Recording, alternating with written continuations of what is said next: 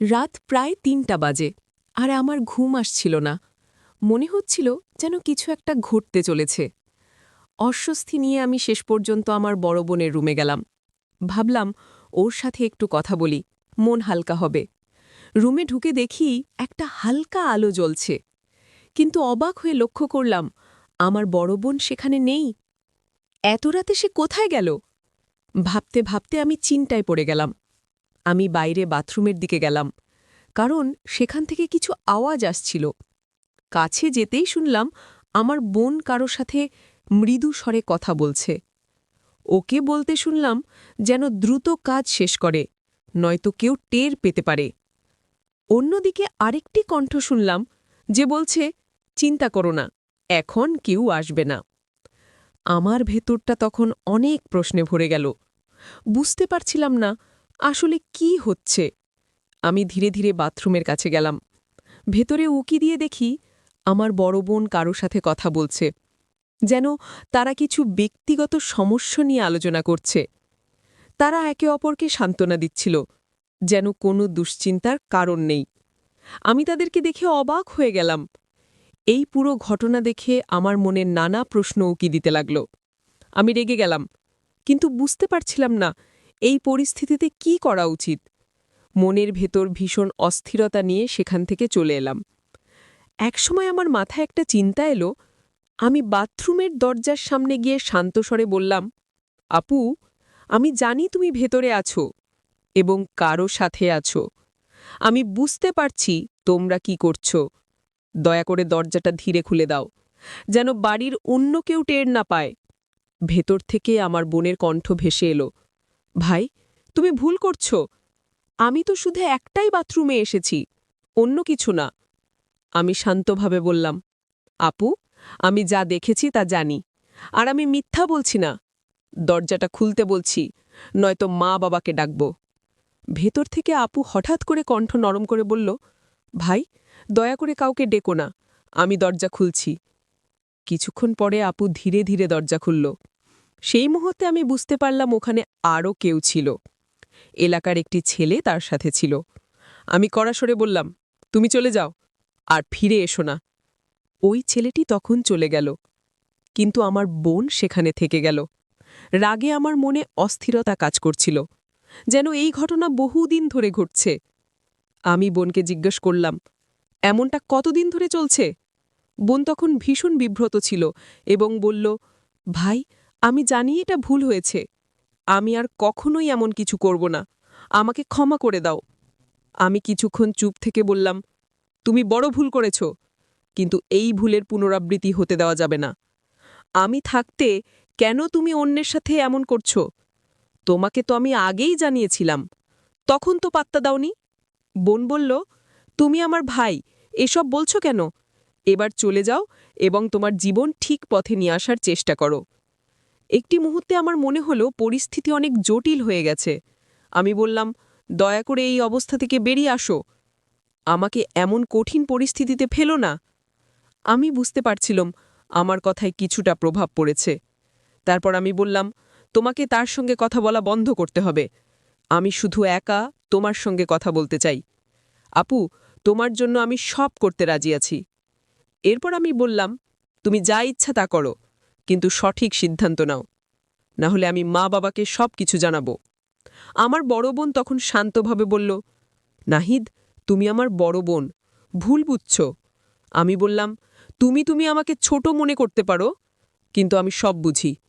আমাকে নিয়ে ভুল সিদ্ধান্ত নিও না। এই মুহূর্তে আমি খুব বিরক্ত, তবুও আমি এখানে তোমার সাহায্যের জন্য এসেছি। আমি ওর হাত ধরে বললাম, তোমার পরিস্থিতি খুবই কঠিন, কিন্তু আমি তোমার পাশে আছি। তুমি শুধু আমাকে সময় দাও। আমার কথায় রাজি থাকলে আমাকে এখনই জানাও। আমার বড় বোন কিছুক্ষণ চুপ থাকল, তারপর বলল, এখন বলবো না, কাল বলবো। আমি জোর দিলাম না, এখনই আমাকে বলো, কাল হতে অনেক দেরি হয়ে যাবে। সে বলল, দয়া করে আমাকে একটু সময় দাও, আমি সব কিছু ঠিকঠাক করব। এই কথাগুলো শুনে আমি চিন্তিত হয়ে বিছানায় ফিরে গেলাম। সারা রাত ঘুমাতে পারলাম না। আমার বোনের কথাগুলো বারবার মনে হচ্ছিল। সে কিভাবে এমন কাজ করতে পারে? এতদিন আমি শুধু সন্দেহ করছিলাম, আজ তা সত্য হল। সকালে যখন ঘুম ভাঙল দেখি আম্মা নাস্তা তৈরি করে রেখেছেন। আমার কাছে নাস্তা করতে বসে ভাবতে লাগলাম কিভাবে এই পরিস্থিতির সমাধান করা যায়। নাস্তার পর বড় বোনের রুমে গিয়ে দেখি ও তার ছোট ছেলেকে নাস্তা দিচ্ছে। আমাকে দেখে আপু একটি হাসি দিল। মনে হলো সে আমার কথায় রাজি ছিল। এটা দেখে মনে হলো জীবনের কিছু ব্যাপার সবসময় জটিল থাকে, কিন্তু আমরা একে অপরকে সাহায্য করে তা কাটিয়ে উঠতে পারি। একদিন দোকানে বসে কাজ করছিলাম। আমার ছোট ভাই দোকান খুলে বসেছিল। হঠাৎ তাকে বললাম, তুমি জানো আমাদের গ্রামে একটা মেয়ে আছে, তার নাম প্রিয়া। সে খুব সুন্দর, মাঝে মাঝে আমার দোকানে আসে কিছু জিনিস কেনার অজুহাতে। আমার কথা শুনে ছোট ভাই হেসে বলল, তোমার প্রিয়ার সাথে একটু কথা বলার প্রয়োজন আছে নাকি? আমি হেসে বললাম, আজ বাসায় ফিরে একটু ভাবতে হবে।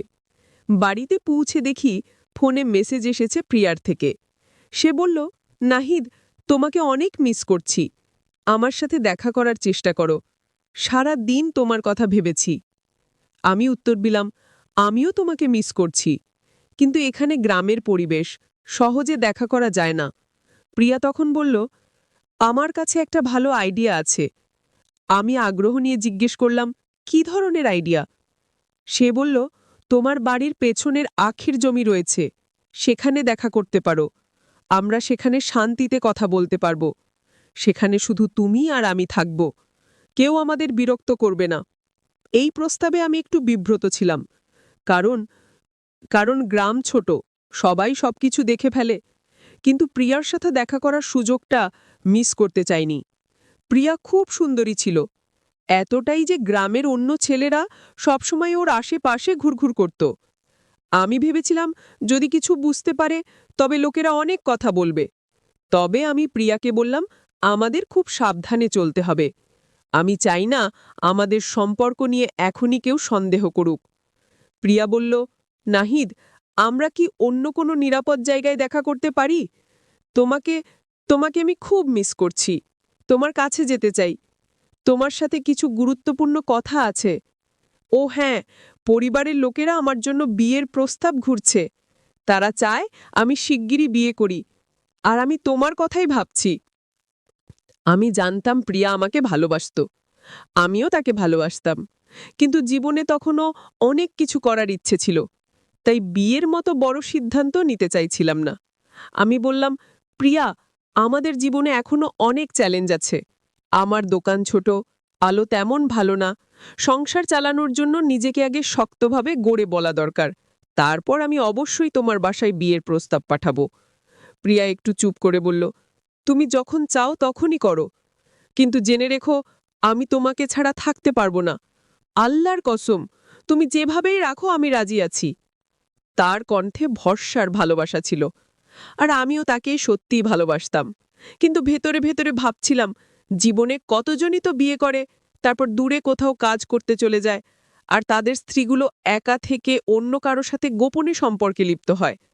তাই আমি প্রিয়াকে বুঝিয়ে বললাম, এখনই তাড়াহুড়ো করো না, আমি চাই আমাদের ভবিষ্যৎটা ভালো হোক, একটু সময় দাও। আমি যখন নিজের পায়ে দাঁড়াবো তখন তোমাকে বিয়ে করব ইনশাল্লাহ, আর তোমাকে আমি আমার সাথে রাখব সব সময়। প্রিয়া আমার দিকে তাকিয়ে বলল, ঠিক আছে নাহিদ, আমি অপেক্ষা করব। তুমি রাতের বেলা আসবে, আমি তোমার অপেক্ষায় থাকব। আর একটা কথা, তোমার ছোট কোনো ছবি থাকলে দিও, আমি তা বুকের কাছে রাখব, যেন তোমার কথা মনে হয় সব সময়। আমি ভাবতে শুরু করলাম, গ্রামের জীবন আর সম্পর্কগুলো যেন এক অন্যরকম বাস্তবতা। প্রিয়া বলেছিল, নাহিদ, আমি তোমার সাথে দেখা করতে চাই, তুমি আমার জন্য একটা ছোট ছবি নিয়ে এসো, যেন সবসময় তোমার কথা মনে হয়। আমি বললাম, ঠিক আছে, এবং ওর জন্য ছোট্ট একটা পাসপোর্ট সাইজ ছবি নিয়ে দোকানে ফিরলাম। প্রিয়া তখন বলল, এই ছোট ছেলেটাকে মোবাইলটা নিতে পাঠাও। আমি বললাম, ঠিক আছে, এবং ছোটকে দোকানে পাঠালাম। আমার মনে একটা প্রশ্ন ঘুরপাক খাচ্ছিল, কেন যেন আমার আশেপাশে থাকা মানুষগুলোকে এত আকর্ষণীয় মনে হয়, বিশেষ করে যারা আমার দোকানে আসে।